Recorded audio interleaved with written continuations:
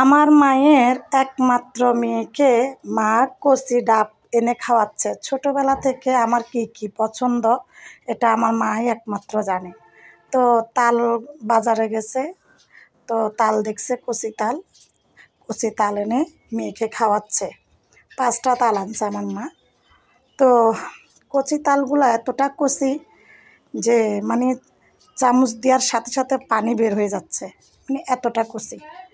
তো আমার মা আসলে, আমি ছোটোবেলায় যে খাবারগুলো খেতে পছন্দ করতাম, আমার মায়ের কাছে আমি এখনও মনে হচ্ছে অনেক ছোট।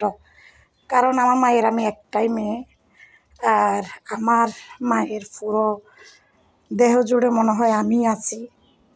আমার কিছু হলে আমার মাই শেষ হয়ে যায়, অথচ আমার মা গরিব, আমার মা অসুস্থ।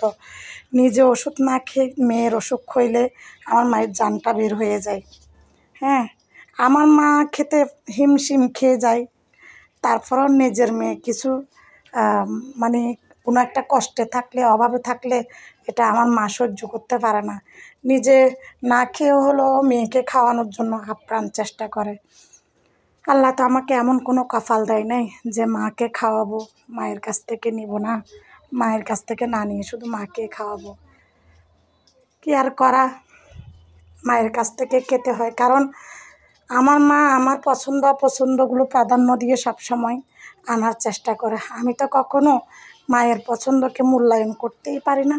কারণ পছন্দ মূল্যায়ন করতে গেলে আমার নিজের স্বাধীনতার প্রয়োজন আছে, আমার ইনকামের প্রয়োজন আছে। আমার যেহেতু টাকা নেই, আমি আমার মায়ের অপছন্দ মূল্যায়ন করতে পারি না।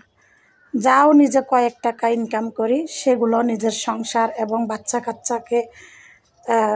কাচ্চা এবং সংসারের চিন্তা করে ওখানেই চলে যাই। নিজে ইনকাম করি যে সেটাও নিজের জন্য আলাদা করে কিছুই করতে পারি না। নিজের একটা ভালো লাগা, ভালো খাওয়া, এগুলোর কথা কল্পনাও করতে পারি না।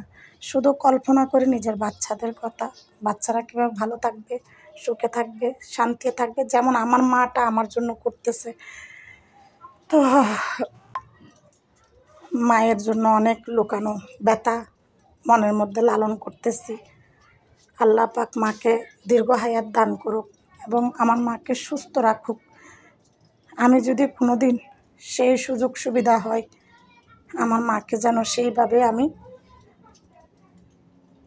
আমার মায়ের এক একটা হাহাকারের আশা আকাঙ্ক্ষা এবং আমার মায়ের চাহিদা আমি যেন পূরণ করতে পারি, আমার মায়ের পছন্দ অপছন্দের মূল্যায়ন যেন করতে পারি। সবাই আমার জন্য দোয়া করবেন। আসলে পৃথিবীতে আমার মাটা ছাড়া আমার আপন আর কেউ নেই, বুঝছেন? তো সবাই ভালো থাকেন, সুস্থ থাকেন। আল্লাহ হাফেজ, আসসালামু আলাইকুম। আজকে এ পর্যন্ত।